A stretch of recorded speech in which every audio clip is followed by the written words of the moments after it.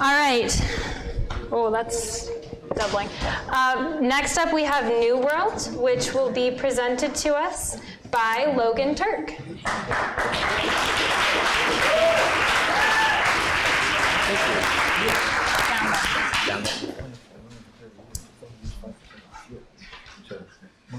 Hello, I'm Logan Turk, and I'm here today to talk to you about NuWorld Modular Manufacturing. So I'll have to thank Professor Sachs because he set this one up quite nicely for me.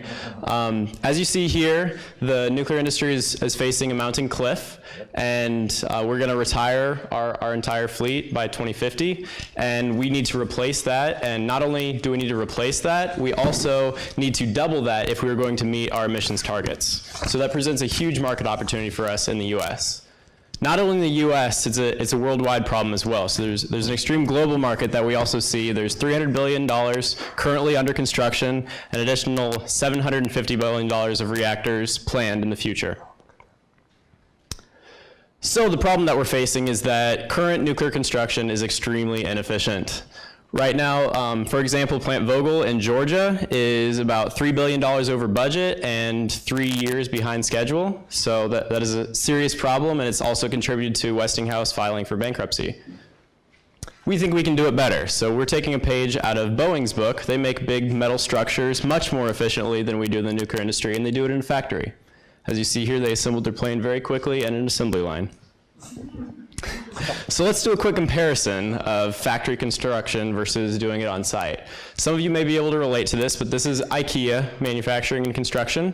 IKEA, you take it to your house, and it takes you a very long time to put it together because you've never done it before. We do the same thing in the nuclear industry, unfortunately. So we need to bring a standardized process to our assembly of nuclear reactors. Let's also compare quality control. Another benefit of doing the construction in a factory is that you end up with the product you want to, not with a chair that doesn't work. So that's another benefit of bringing our assembly into a factory. So we've got the message in the nuclear industry, and there are many designers who are working on this problem, and their solution is small modular reactors. So what we'll do is we'll create multiple small reactors that will be assembled in a factory and then put on a truck or train to be shipped to the final site to be assembled. There are multiple companies working on this. Terrestrial is one of them, TerraPower backed by Bill Gates, but the furthest along is NuScale Power. They've submitted their design certification and secured funding for a 12-module plant to be built in Idaho. So here's what it looks like. We take the manufacturers, kind of like the iPhone industry. They specialize in small parts. They send them all to an assembly line in a factory where it's put together very efficiently, just like us, and then that is shipped to the final customer, just like when you receive an iPhone, the utility customer would receive their reactor. We specialize in the assembly process. So here's the life cycle of that. The utility customer places the order, and the reactor designer fulfills that order. They call up the component suppliers, and then the component suppliers send those components to us. We assemble them together, send it on site, and then a large EPC provider installs it for us. So our vision for this, we are calling the Terafactory.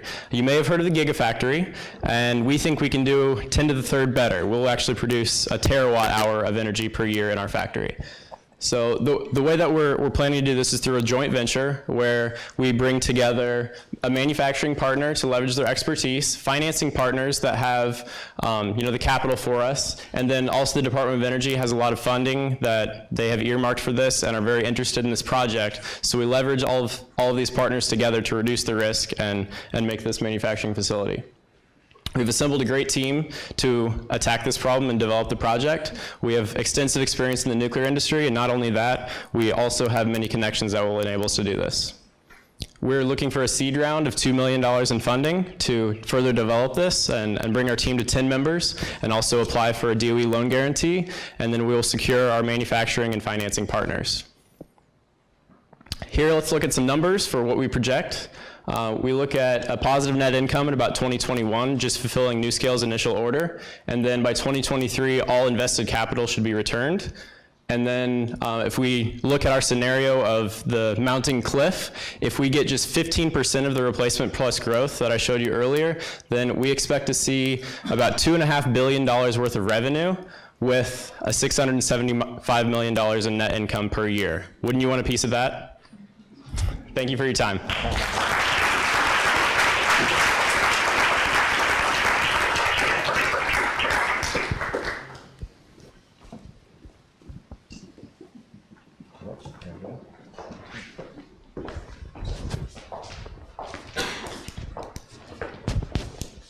How big are these modules, megawatts?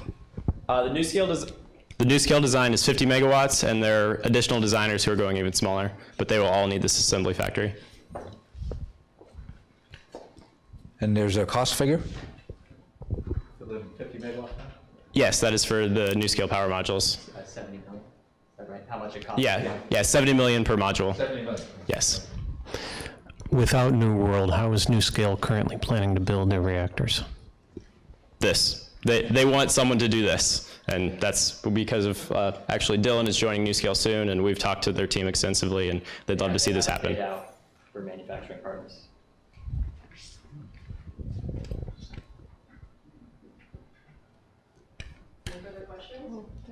Quick one. What are competitors going to say about having everybody's design built in the same factory? Everyone designed and built the same factory? You're talking about being a contract manufacturer for all the different nuclear Yes. designers out there. How are they going to feel about sharing their IP or losing their IP by having you build it for them? I can take that. You got it? Yeah, we're planning on choosing the winner, and at this point, it's NuScale Power. So if their design for some reason falls through and they don't get qualified, So you're going to work with one partner. precisely. Okay. All right, thank you guys very much.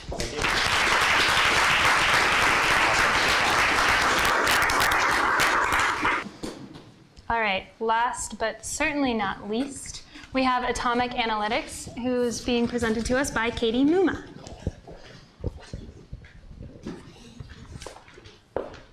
Thank you. Down then. Down. Yep.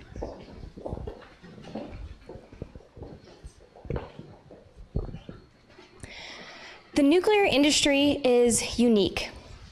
An event that happens at any plant affects the entire industry. This is not how other industries work. If the Ford F-150 had a safety recall, you wouldn't turn and look at your Toyota Prius and worry that it's unsafe.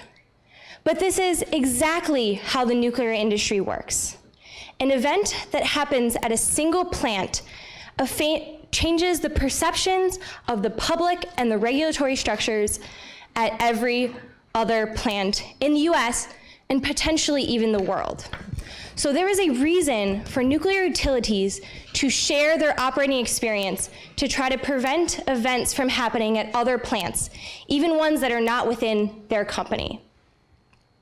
This is already being done, and this information is being shared through existing database structures. But the problem is, these existing databases are clunky and difficult to use, and if it's hard to search for the information you're looking for, you can't find other events about a particular system or component. We are going to solve this problem. We are going to make it extremely easy to locate events that have to do with a particular system or component, particular type of pump, for example, and automatically pull up similar reports, as well as automatically generate graphs that come from data analytics. As I mentioned, there is existing database structures, and how this works is all of the nuclear utilities pay an annual subscription fee to the Institute of Nuclear Power Operations. And one of the things that INPO does is it accepts all of these event reports and puts them into a database, a very large database. But because it is not easily searchable, utilities cannot pull out more than 1 or 2 reports at a time. This is where we come in.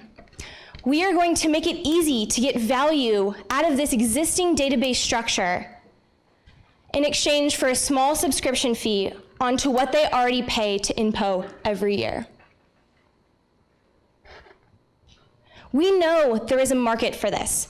Even the generation of these event reports costs each plant $800,000 a year. And any event that causes a forced outage where the plant goes off the grid costs the plant more than $1 million a day. So even if we only capture 5 to 10% of this market and reduce the events by 5 to 10%, we will save utilities hundreds of thousands of dollars a year. We are asking for $1 million in seed financing. This will get us through our first year and all the way to our Series A financing. This will allow us to hire 2 software engineers, to do market research and develop our full cost analysis, and start building our software platform. We are Atomic Analytics. My name is Katie Mummah, and I am the CEO. I bring reactor engineering experience from my time interning at Oyster Creek Generating Station. Our COO is McKinley McCabe, who has an experience in coordinating teams and creating technical documentation. Our CTO is Courtney McLean, who spent a year working at a commercial plant in Canada, working with these event reports every day. And finally, our CFO is Ari Krause. He brings startup experience to the team, having co-founded a startup before, and has experience in financial projections. We are going to do this in a 3-step process to help get us to market as fast as possible. We are going to bring the search features and data analytics right away, and then start earning revenue within 18 to 24 months. Then we will move into step 2, which allows us to refine our features, partner with IBM Watson, and then go ahead and actually automate some of the event entry, saving more money for these event reports. Finally, when we have a sustainable revenue stream, we are going to take our product global. It is very, very difficult to share operating experience across international borders, but this is what we are going to do once we've developed a sustainable revenue stream. Again, we are asking for $1 million in seed financing. We are Atomic Analytics. Thank you, and I will now take any questions.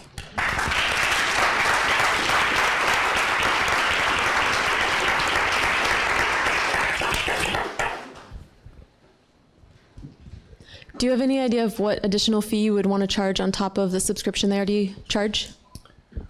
We'd probably figure out this fee during the initial market research phase, because as many of you know, the nuclear industry is not very forthcoming with any information, including how much they pay INPO right now. So we couldn't really get an exact figure to give you. I don't know, okay. This is all pretty reactive. You're reporting on events that have already happened. Is there an opportunity? I see you're using Watson, but effectively this is just a very sophisticated search, but perhaps doing something predictive could be an expanded market opportunity. Absolutely. So in our 3rd step, we're also going to partner with some of the plants are starting to do active component monitoring. And so the combination of these existing event reports and active component monitoring, which right now has no overlap, but when we start bringing those together, that really starts to give us the ability to do this predictive capability. So that is absolutely something we're looking for once we have already worked on developing a sustainable revenue stream. Do you understand the INPO database and what that looks like? We have several people, myself included, who have worked directly with operating experience and these event reports before. I have used the database once myself. I have used internal databases, and as well as we have talked to industry partners who have told us, directly that they find it. In the industrial world, people use these time series of events that they can then go back and figure out what happened. Something blew up, or this pump failed, and do that. There's a lot of GE Predix is one of the current products that people are developing to do this stuff, right?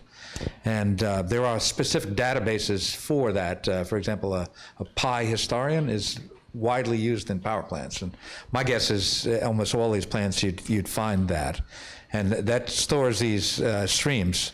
One of the major problems with those databases is that they've grown up over 30 years, and there are different names, and try to get all that sorted out is a major challenge. But it's extremely valuable to your point if you can get that operational data and then share that. Right, and again, we absolutely want to start integrating that. Yeah. Active monitoring, that's occurring. If you look at an ExxonMobil type company, they're trying to do exactly that on all of their Yes. stuff, so that they can share that from site to site, right? Yeah, other industries do this. So there is a model outside of the nuclear industry to do stuff like this. Not And the we will- nuclear guys. Yeah, not in nuclear. So we will follow other industries and see how they're approaching this issue. Like we do in so many ways. Thank you very much, guys.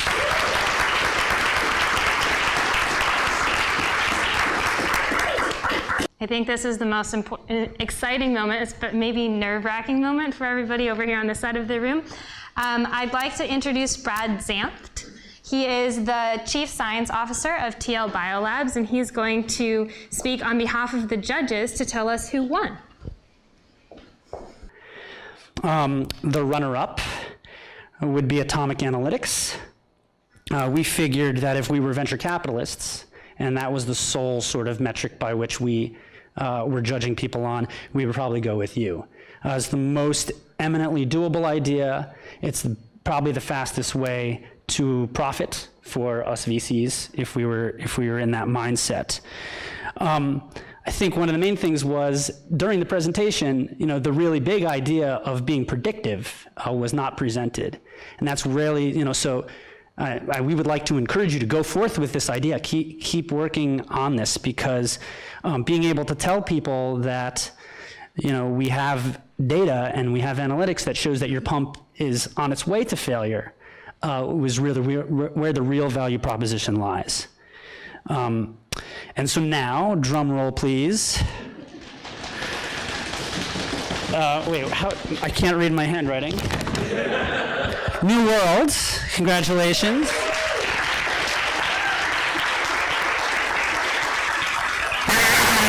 You're in the sweet spot of doable but impactful. Yeah, come up. Just, I don't know. Whatever, I'm winging it, you should wing it. Yeah, just bask in your glory. So, why don't I start with why don't I start with the one thing that you should think about, which is why isn't Boeing or GE or Lockheed doing this? Okay, that was our one question. But you were in the sweet spot of being doable but really, really impactful. And we think that sort of just the general idea of an assembly line manufacturing process for construction, for large scale construction projects, especially in an industry like nuclear where almost everything is custom. The concrete on a pad is special concrete, et cetera, et cetera. So it doesn't really benefit from those economies of scale that other kind of construction projects benefit from. We thought that was really both transformative, but once again, really doable. So once again, thank you all for your presentation, and I present to you the winners of the Nuclear Innovation Bootcamp.